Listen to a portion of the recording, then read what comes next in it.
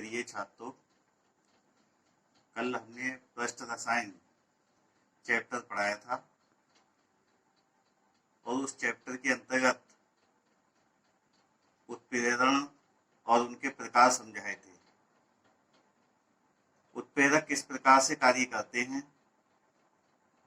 उसके लिए 3 सिद्धांत हैं, जिसमें से हमने कल एक सिद्धांत आपको बता दिया था, माध्यमिक यौगिक सिद्धांत। इस सिद्धांत को थोड़ा सा और बताते हुए आगे हम चलेंगे। तो इस सिद्धांत में क्या था कि उत्प्रेरक किसी एक अवकारक के साथ पहले क्रिया करके एक माध्यमिक यौगिक बना लेता है और वो माध्यमिक यौगिक दूसरे अवकारक के साथ क्रिया करके उत्पाद बना लेता है और उत्प्रेरक अलग हो जाता है।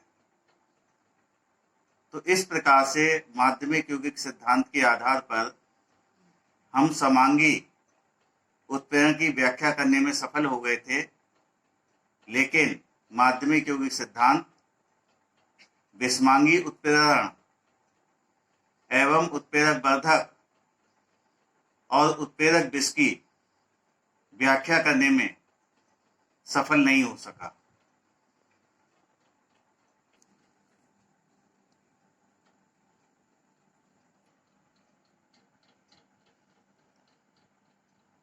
अब उत्प्रेरण का दूसरा सिद्धांत है अधिशोषण सिद्धांत।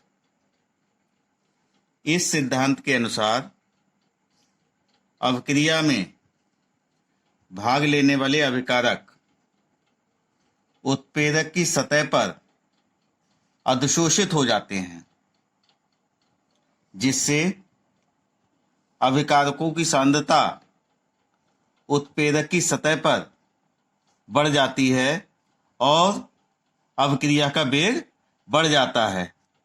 जैसे जो अभिकारक पदार्थ हैं वो पहले दूर दूर होते हैं, जब ये उत्प्रेरक है इसकी सतह पर वो इस प्रकार से अधिशोषित हो जाते हैं और ये पास पास आ जाते हैं, जिससे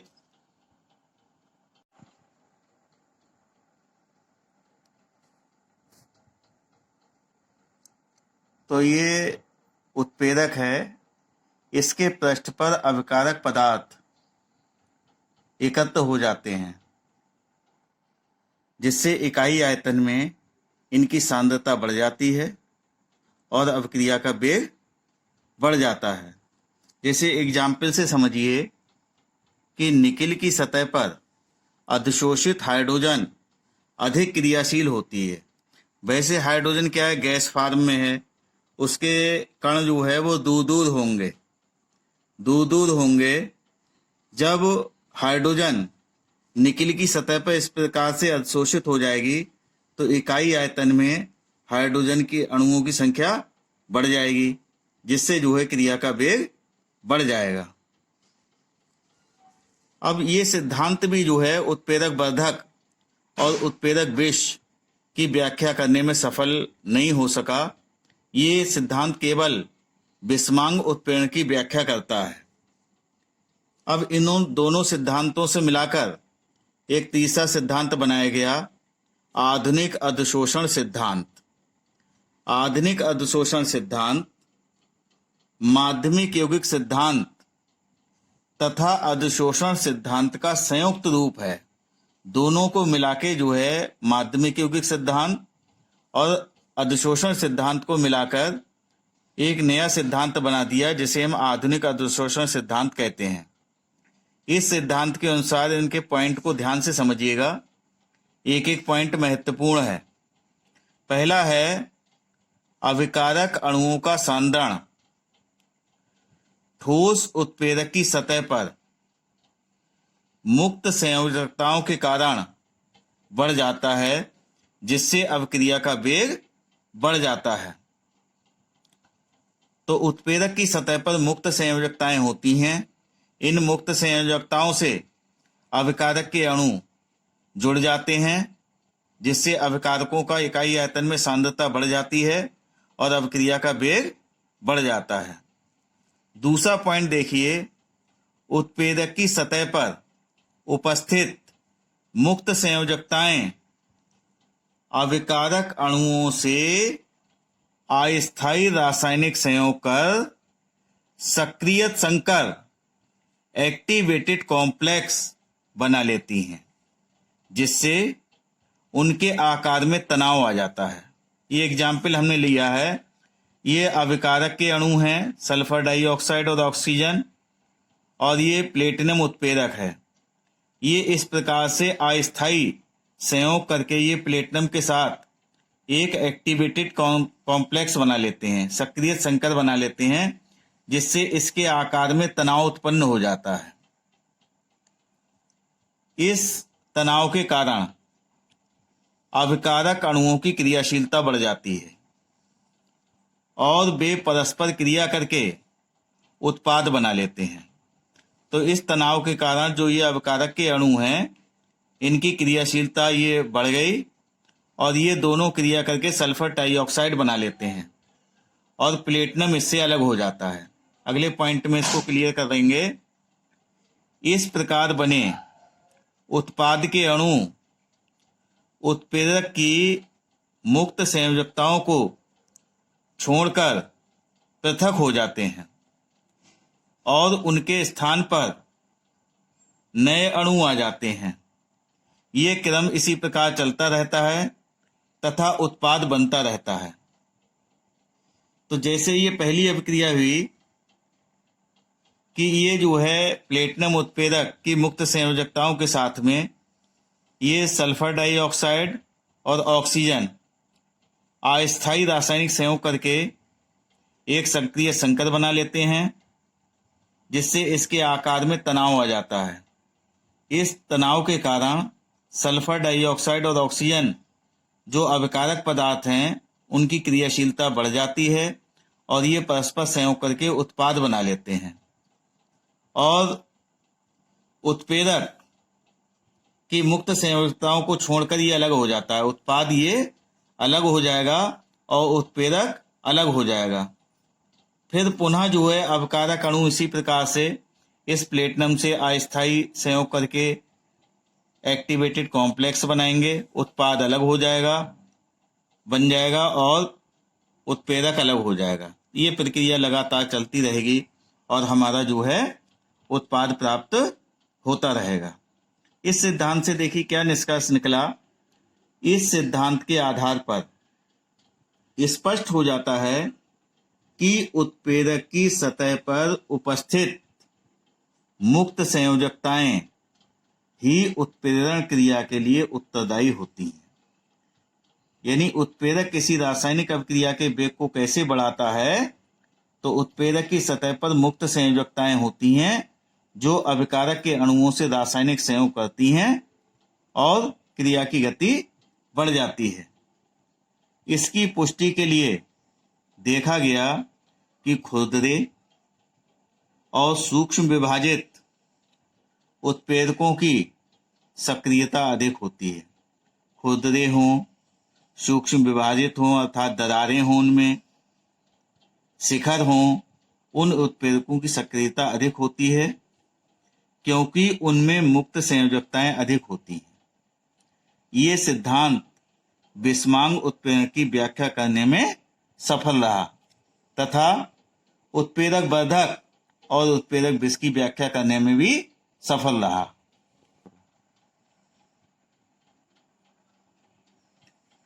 जिन बिंदुओं पर मुक्त संयोजकताओं की संख्या अधिक होती है, उन बिंदुओं को सक्रिय केंद्र एक्टिव सेंटर कहते हैं। अधिकांश सक्रिय केंद्र किनारों, कोनों, दरारों तथा शिखरों आदि पर होते हैं। ये निकिल का एग्जाम्पल लिया है हमने, तो ये निकिल के परमाणुओं को परस्पर जोड़ा गया है। तो इसमें देखिए ये किनारा है, यहाँ पर ये दो मुक्त संयोजकताएं हैं। ये शिखर हो गया, ये शिखर हो गया। तो शिखर पे देखिए इस निकिल के पास में एक संयोजक मुक्त संयोजकता एक ये है, एक सही ये है, एक ये, तीन मुक्त संयोजकताएं। ये किनारा है, किनारे पर एक संयोजकता ये है इसकी। ये दरार है, दरार है तो इस पे 2 संयोजकताएं हो गई, इस पर ये 3 संयोजकताएं हो गई कोने वाले पर, इस पर भी 2 संयोजकताएं हो गई, इस पे 2 मुक्त संयोजकताएं हो गई। इसी प्रकार से इस पे देखिए मुक्त संयोजकता हो गई। ये किनारों पर है, इन पर एक एक मुक्त संयोजकता है, कोने वाले पे 2 मुक्त संयोजकताएं हैं। ये एक एक संयोजकता है, कोने वाले पे देखिए 2 मुक्त संयोजकताएं हैं। तो मुक्त संयोजकताएं कहाँ पर ज़्यादा हैं? किनारों पर ज़्यादा हैं, कोनों पे ज़्यादा हैं, शिखरों पे ज़्यादा हैं और दरारों में ज़्यादा हैं।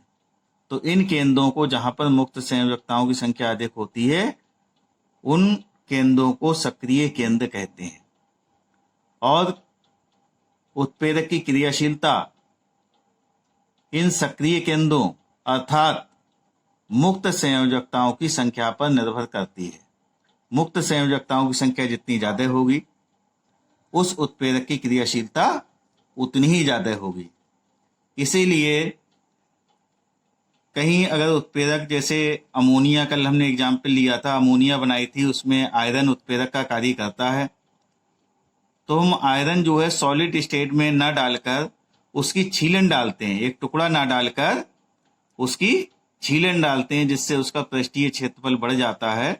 पृष्ठीय क्षेत्रफल बढ़ने से मुक्त संयोजकताओं की संख्या बढ़ जाती है और उसकी जो है आयरन की क्रियाशीलता, आयरन उत्प्रेरक की क्रियाशीलता बढ़ जाती है। तो इस प्रकार से जो है सक्रिय केंद्र जितने ज्यादा होंगे मुक्त संयोजकताएं उतनी ज्यादा होंगी और उस उत्प्रेरक की क्रियाशीलता उतनी ज्यादा होगी। अब आधुनिक अधिशोषण सिद्धांत की क्या उपयोगिता है? इससे किस किस चीज को हमें परिभाषित करने में सहायता मिली? इस सिद्धांत की सहायता से उत्प्रेरक विष एवं उत्प्रेरक वर्धक की क्रियाविधि को निम्न प्रकार से समझाया जा सकता है। उत्प्रेरक विष की क्रिया, पीछे आपने पढ़ा था कल कि उत्प्रेरक विष क्या है? वे पदार्थ जो उत्प्रेरक की क्रियाशीलता को कम कर देते हैं या उत्प्रेरक की क्रियाशीलता को नष्ट कर देते हैं, उत्प्रेरक विष कहलाते हैं। ये उत्प्रेरक है, इसकी क्रियाशीलता को कम कर दे, जो पदार्थ इसकी क्रियाशीलता को उत्प्रेरक की कम कर दे या नष्ट कर दे वो उत्प्रेरक विष कहलाएगा। अब देखिए कैसे करके वो नष्ट करेगा या कम करेगा। तो उत्प्रेरक विष के अणुओं पर उत्प्रेरक की तरह मुक्त संयोजकताएं होती हैं। उत्प्रेरक विष के अणुओं पर उत्प्रेरक की तरह ही मुक्त संयोजकताएं होती हैं। जैसे उत्प्रेरक पर है ऐसे ही उत्प्रेरक विष के अणुओं पर भी मुक्त संयोजकताएं होती हैं। इसलिए उत्प्रेरक की सतह पर अविकारक अणुओं की अपेक्षा उत्प्रेरक विष के अणुओं का अधिशोषण पहले हो जाता है। अब इन पर होता क्या है, जनरली जो उत्प्रेरक पर मुक्त संयोजकताएं होती हैं, इन मुक्त संयोजकताओं पर अविकारक पदार्थ के अणु अधिशोषित हो जाते हैं, जिससे इकाई आयतन में अविकारक पदार्थों की सांद्रता बढ़ जाती है और अपक्रिया का वेग बढ़ जाता है। लेकिन यहाँ पर क्या होता है कि जो उत्प्रेरक विष के अणु हैं उन अणुओं पर उत्प्रेरक की तरह, जैसे उत्प्रेरक पर ये मुक्त संयोजकताएं हैं, ऐसे ही जो है उत्प्रेरक विष के अणुओं पर भी मुक्त संयोजकताएं होती हैं।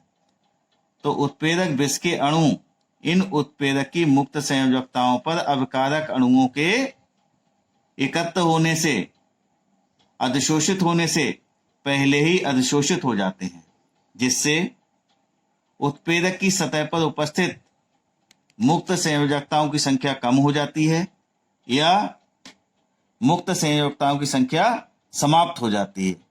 जब उत्प्रेरक की सतह पर मुक्त संयोजकताएं की संख्या कम हो जाएगी या मुक्त संयोजकताएं नहीं रहेंगी तो अविकारक के अणु इस पर अधिशोषित नहीं हो पाएंगे और इस पे जो है मुक्त संयोजकताओं की संख्या समाप्त हो जाएगी और इसकी क्रियाशीलता नष्ट हो जाएगी। तो यही हमने इसमें लिखा भी है, उत्प्रेरक की सतह पर अविकारक अणुओं की अपेक्षा उत्प्रेरक विष के अणुओं का अधिशोषण पहले हो जाता है। उत्प्रेरक विष के अणु पहले अधिशोषित हो गए, जिससे अविकारक अणुओं को उत्प्रेरक की सतह पर अधिशोषित होने के लिए सक्रिय केंद्र अर्थात मुक्त संयोजकताएं उपलब्ध नहीं हो पाते हैं। मुक्त संयोजकताएं उपलब्ध नहीं हो पाती जिससे अपकारक अणु इस पर अधिशोषित हों। उत्प्रेरक विष के अणु उत्प्रेरक की सक्रियता को कम या समाप्त कर देते हैं। अगर कुछ संयोजकताएं इस पर बची रहेंगी तो इसकी जो है सक्रियता कम हो जाएगी। अगर बिल्कुल संयोजकताएं समाप्त हो जाएंगी, कोई से मुक्त संयोजकता नहीं बचेगी, तो इसकी क्रियाशीलता उत्प्रेरक की नष्ट हो जाएगी, जिससे जो है अभिक्रिया का वेग कम हो जाएगा। यानी उत्प्रेरक जो काम कर रहा था वो उत्प्रेरक काम करना समाप्त कर देगा, उसकी कोई जो है उपयोगिता वहां पर नहीं रहेगी। अब उत्प्रेरक वर्धक की क्रिया। उत्प्रेरक वर्धक कल हमने बताए थे। उत्प्रेरक वर्धक क्या होते हैं? वे पदार्थ जो उत्प्रेरक की क्रियाशीलता को बढ़ा देते हैं। उत्प्रेरक की क्रियाशीलता को कैसे करके बढ़ाते हैं? ऐसा माना जाता है कि उत्प्रेरक वर्धक उत्प्रेरक की सतह की असमानता को बढ़ा देता है। असमानता बढ़ाने का मतलब क्या है? उत्प्रेरक वर्धक पदार्थ उत्प्रेरक की सतह को खुरदरा कर देंगे, उनमें दरारें पड़ जाएंगी, जिससे सक्रिय केंद्रों की संख्या बढ़ जाएगी। सक्रिय केंद्रों की संख्या बढ़ जाएगी तो मुक्त संयोजकताओं की संख्या बढ़ जाएगी और उत्प्रेरक की क्रियाशीलता बढ़ जाएगी। अब कुछ विशेष प्रकार के उत्प्रेरण हैं, जैसे अम्ल क्षार उत्प्रेरण। वे रासायनिक अभिक्रियाएं जिनमें अम्ल या क्षार उत्प्रेरक का कार्य करता है, ऐसी अभिक्रियाएं अम्ल क्षार उत्प्रेरण कहलाती हैं। जैसे सुक्रोज C12H22O11 का जल अपघटन होता है किसी खनिज अम्ल की उपस्थिति में। H+ का मतलब है अम्ल, खनिज अम्ल है ये टूट जाता है ग्लूकोज और फ्रक्टोज में टूट जाता है। तो ये अम्ल जो है यहाँ पर उत्प्रेरक का कार्य कर रहा है, ये उत्प्रेरक का कार्य कर रहा है, इसलिए इस क्रिया के लिए अम्ल क्षार उत्प्रेरण कहते हैं। धुंधली वैसे। अगला उत्प्रेरक है एंजाइम उत्प्रेरक। अब आप वैसे तो बायोलॉजी के स्टूडेंट हैं, सबको पता होना चाहिए कि एंजाइम क्या होते हैं, फिर भी हम इसको परिभाषित कर रहे हैं।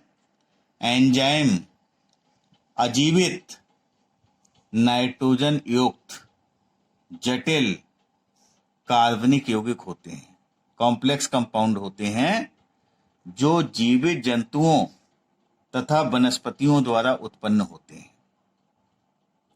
साधारणतया सभी एंजाइम उच्च अणुभार वाले प्रोटीन होते हैं, जो जल में कोलाइडी विलयन बनाते हैं तथा इस अवस्था में उत्प्रेरक के रूप में कार्य करते हैं, इसलिए इन्हें एंजाइम उत्प्रेरक कहते हैं तथा ये घटना एंजाइम उत्प्रेरण कहलाती है। एग्जाम्पल देखिए, मनुष्य की लार में उपस्थित टाइलिन एंजाइम भोजन की पाचन क्रिया में स्टार्च को माल्टोज में परिवर्तित कर देता है। रिएक्शन द्वारा देखिए, यह है स्टार्च है C6H10O5 की होल पावर n, इसके 2 अणु ले लिए, प्लस n अणु इसके NH2O टाइलिन एंजाइम के रूप में काम कर रहा है, एंजाइम उत्प्रेरक के रूप में। तो इससे बन गया, क्या बन गया? ये माल्टोज बन गया, ये बन गया माल्टोज C12H22O11 के कितने अणु? n अणु बन गए। यही फार्मूला सुक्रोज का भी है, इनके संरचना सूत्र में अंतर होता है, ये माल्टोज बन गया इससे। तो जो हम भोजन करते हैं उसमें जो स्टार्च होता है, तो स्टार्च का जल अपघटन टाइलिन एंजाइम जो हमारी लार में पाई जाती है उसके द्वारा ये माल्टोज में परिवर्तित हो जाता है। अगली रिएक्शन देखिए, ये है सुक्रोज का जल अपघटन होता है, इसका फार्मूला C12H22O11 सुक्रोज यानी जो चीनी आप खाते हो, शर्करा का इन्वर्टेज एंजाइम की उपस्थिति में जल अपघटन होता है तो ये टूट जाता है ग्लूकोज और फ्रक्टोज में टूट जाता है। फ्रक्टोज में टूट जाता है C6H12O6, इसका भी मॉलिक्यूलर फार्मूला यही है C6H12O6। मॉलिक्यूलर फार्मूला सेम है, इनके संरचना सूत्र अलग अलग होते हैं। ये ग्लूकोज है और ये फ्रक्टोज है। अब ग्लूकोज या फ्रक्टोज को जाइमेस एंजाइम एथिल अल्कोहल में तोड़ देता है और कार्बन डाइऑक्साइड गैस बन जाती है। तो ये जो क्रियाएं हैं वो एंजाइम के माध्यम से संपन्न हो रही हैं, इसलिए इन्हें एंजाइम उत्प्रेरक कहते हैं इन पदार्थों को। और ये पूरी जो क्रिया है, पूरी घटना है, वो एंजाइम उत्प्रेरण कहलाती है। तो जिस प्रकार से आपने साधारण एंजाइम की विशेषताएं, साधारण उत्प्रेरक की विशेषताएं पढ़ी थी, उसी प्रकार से एंजाइम उत्प्रेरक की विशेषताएं देखिए। इनकी विशेषताएं निम्नलिखित हैं, उनसे थोड़ी सी अलग हैं, इनको आपको याद करना है, लिखने को आती हैं बोर्ड एग्जाम में। एंजाइम जंतुओं तथा वनस्पतियों की जीवित कोशिकाओं से उत्पन्न होते हैं। दूसरा है एंजाइम उत्प्रेरक की प्रकृति कोलाइडी होती है। जो हमने ऊपर बताया था कि जो एंजाइम क्या हैं, अजीवित नाइट्रोजन युक्त जटिल कार्बनिक यौगिक होते हैं और ये उच्च अणुभार वाले प्रोटीन होते हैं। जब ये जल में कोलाइडी विलयन बनाते हैं तो ये उत्प्रेरक के रूप में कार्य करते हैं। अतः ये विद्युत अपघट्ट द्वारा स्कंदित हो जाते हैं। तीसरा है परावैगनी किरणों की उपस्थिति में इनकी उत्प्रेरण क्षमता नष्ट होती है। तो सूर्य के प्रकाश से जो प्रकाश है वो 3 प्रकार की किरणें देता है हमें, उनमें से एक परावैगनी किरणें होती हैं। तो परावैगनी किरणों की उपस्थिति में इनकी उत्प्रेरण क्षमता नष्ट हो जाती है। चौथा है बहुत कम ताप जैसे 0 डिग्री सेल्सियस तथा बहुत अधिक ताप 70 से 80 डिग्री सेल्सियस पर एंजाइम उत्प्रेरक की क्रियाशीलता नष्ट हो जाती है। तो इनकी क्रियाशीलता इनके बीच में होगी, ताप इनके बीच में होगा तो उसमें उनकी क्रियाशीलता ज्यादा होगी। सह एंजाइम की उपस्थिति में एंजाइम की क्रियाशीलता बढ़ जाती है। सह एंजाइम जो है प्रोटीन से अलग पदार्थ होते हैं, उनकी उपस्थिति में इसकी क्रियाशीलता बढ़ जाती है। छठा पॉइंट है एंजाइम की क्रियाशीलता 5 से 7 pH पर अधिकतम होती है और इस ताप को अनुकूलतम, इस pH को अनुकूलतम pH कहते हैं। एक एंजाइम एक क्रिया विशेष को ही उत्प्रेरित करता है। तो कोई भी, जैसे ये एंजाइम है, ये स्टार्च को माल्टोज में तोड़ रहा है, ये सुक्रोज को ग्लूकोज और फ्रक्टोज में तोड़ने के लिए इन्वर्टेज एंजाइम की आवश्यकता हो रही है। ये ग्लूकोज या सुक्रोज को जाइमेस एंजाइम एथिल अल्कोहल और CO2 में तोड़ रहा है। तो एक एंजाइम एक क्रिया विशेष को ही उत्प्रेरित करेगा। अगला है लास्ट, एंजाइम उत्प्रेरक किसी उत्क्रमणीय अभिक्रिया की साम्य अवस्था को प्रभावित नहीं करता, अर्थात अग्र अभिक्रिया पश्च अभिक्रिया के वेग को समान रूप से ये परिवर्तित करता है, इसलिए साम्य अवस्था वैसी बनी रहती है।